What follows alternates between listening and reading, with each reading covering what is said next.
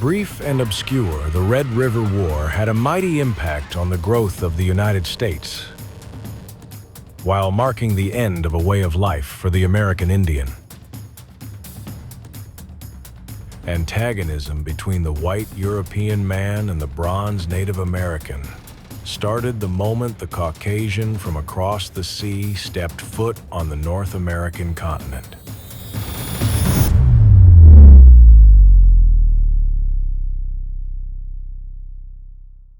Arriving in North America, the European was fleeing from monarchy, feudal rule, and religious persecution. The open space and freedom of the new land seemed ripe for the taking, save for its existing occupation of the Native American, who also considered the land his, providing the space and freedom necessary for his lifestyle. War after war between the two came and went for hundreds of years. The American Revolution came and went, and afterwards, Lewis and Clark explored to the west and discovered even more vast and open land in the New World.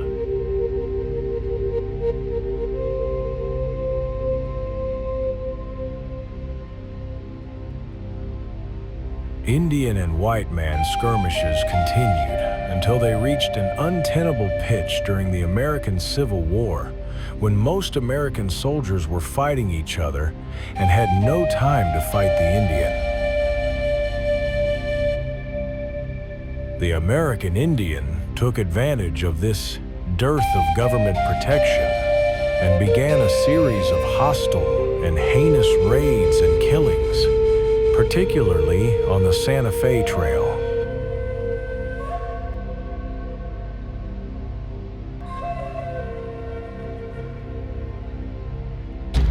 In 1864, in an effort to establish protection along this vital trade route, General James H. Carleton hired Kit Carson to put the Indians in their place at the location of their winter camp, on the north side of the Canadian River in the northern edge of the Texas Panhandle.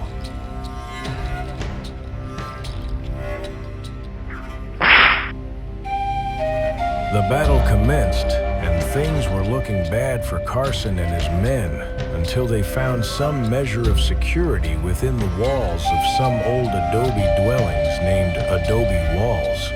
The first battle of Adobe Walls, which would be Kit Carson, brought in troops from California and New Mexico and brought troops up to Dohassen's village, a Kiowa chief that was there on the Canadian River.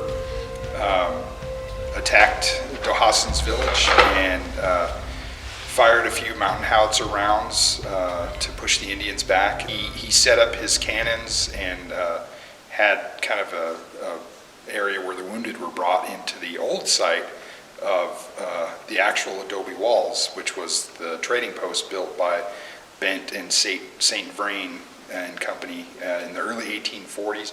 There wasn't much left of it by then, just the adobe bricks. Some of the walls, I guess, were a few feet high still. Wasn't anything left of it, mainly because Bent had destroyed it in the 1840s. It didn't turn out to be a good business venture. Bent, of course, comes from Bent's Fort up in Colorado on the Arkansas River. And so in order to create trading opportunity for the Indians of the southern part of the plains down here in the Texas Panhandle especially, he set up the trading post there. Didn't last very long, and he supposedly blew it up. And that's why it was in ruins by the 1860s when Kit Carson was there. Kit Carson found a large measure of protection within the rundown walls of Adobe Walls, and he and his men would have been annihilated were it not for his keen tactical leadership and, more importantly, the overwhelming power of 2 mountain howitzers that he shrewdly used to evade the Indian onslaught. Though this was considered a military victory for the Indians, it was their spiritual defeat, because they witnessed the extraordinary power of the white man's weapons and they knew their way of life was coming to an end.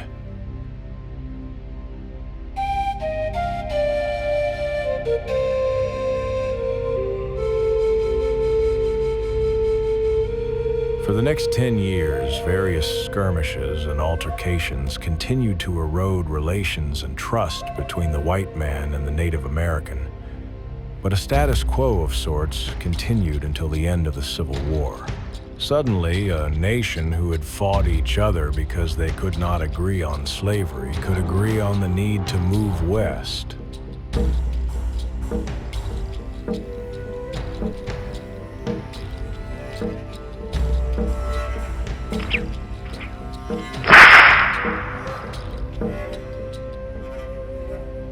In 1867, a solution of sorts that was designed to allow the white man's progress and to give the Native American protection was sought in the Medicine Lodge Treaty that was created along Medicine Lodge Creek under a large tree known by all, a lone signal on the Prairie Sea in southern Kansas.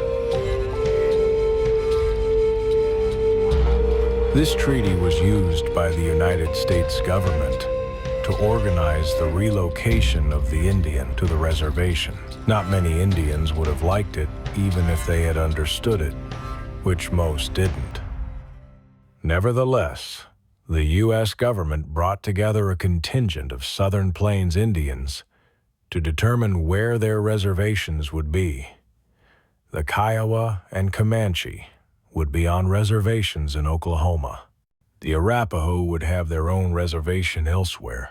The Medicine Lodge Treaty also put a limit on how far south hunters could go in areas where Indians were allowed. In Kansas, they call it the Arkansas River. They put the stress on Kansas part of it, but the Arkansas River, that was the southern limit on where hunters were allowed to go.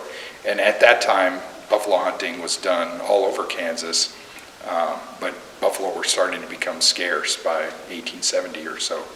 The area, what is the Oklahoma Panhandle today, they called that no man's land, and that was regulated by the government. That was owned.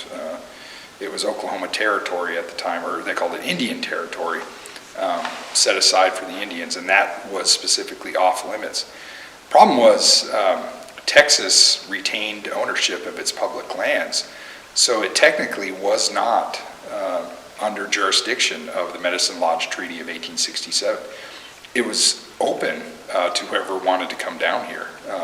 So you read that a lot where buffalo hunters were down here illegally and had ignored the Medicine Lodge Treaty.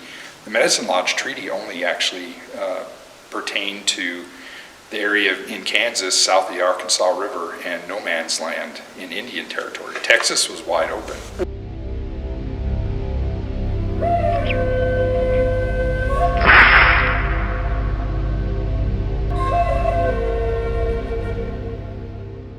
For generations, the American Indian had used every portion of every buffalo they harvested, from the meat to the tongue to the hide.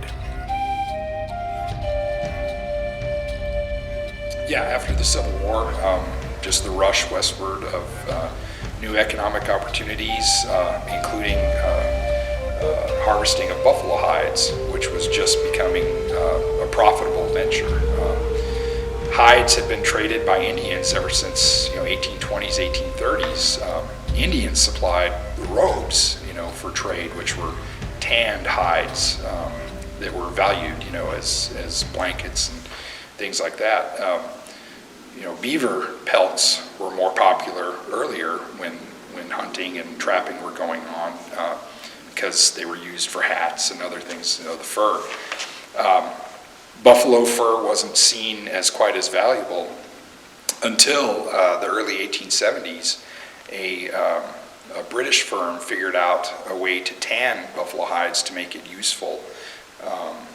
It was considered before too spongy and not strong enough to use for anything, especially industrial uses. And that's what really brought it into the forefront was the Industrial Revolution and the use of machinery and leather belts. The demand and the various uses for the hides increased, Because of its durability, buffalo leather could now be used for industrial belting, as well as shoes and clothes for various armies. In 1871, Josiah, or J. Wright Moore, a buffalo hunter who lived near Dodge City and provided buffalo meat for railroad crews laying track there, helped supply Myers and Rath's store of Dodge City with the first buffalo hides shipped to England for tanning. Moore also sent 57 hides to his brother in New York City, who sold the hides to a tanning firm that determined they were of good enough quality to order 2,000 more. This sale began the American buffalo hide industry, and a domestic market and demand for the buffalo was immediately created. It was a fantastic sight when they would migrate through. It was just as far as you could see in every direction, they would blacken the plains. The southern herd is what we're basically talking about here. They range from central Texas basically to northward, north part of Kansas, that sort of thing, up into the Nebraska sandhills basically.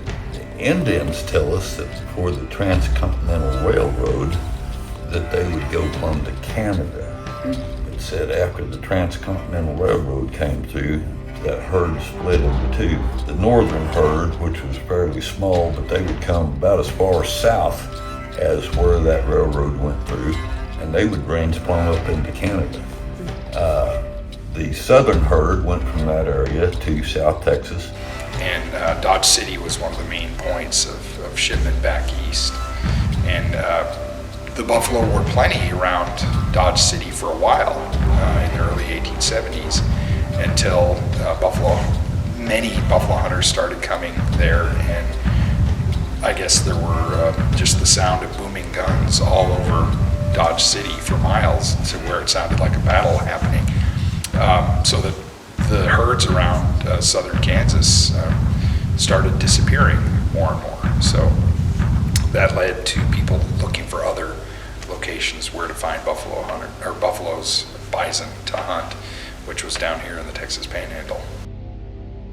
Up until this time, buffalo hunters and settlers had falsely believed that the treaties made at Medicine Lodge had reserved the Panhandle as Indian hunting grounds, and that the United States Army was required to prevent the hunters from entering the territory.